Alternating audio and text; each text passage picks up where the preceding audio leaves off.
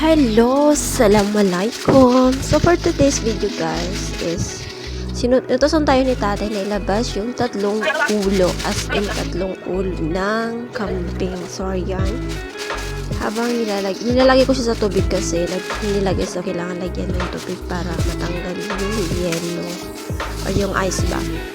So yan, prepare na natin yung ulo. Tatlong ulo ng kambing at saka mga tinain niya. Yung papaitan yung tawag sa atin. So, yan nilagay ko din parang lagyan ng papaitan at saka mga tinay niya. So, yan. Prepare na ang babae. Ito yung lunch natin for today.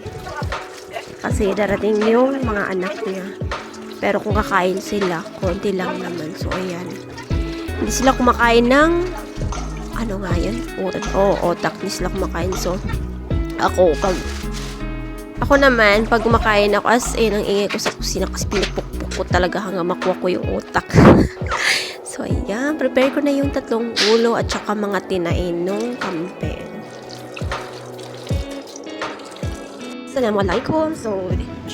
So, ay, taran. Ayan. Halos isang kawali na. So, yan. Kumukulo na siya as in. Amoy na amoy ko as in. Nakakagutom yung amoy. Simpleng luto lang siya for today. Parang ano siya, ano yun. Basta.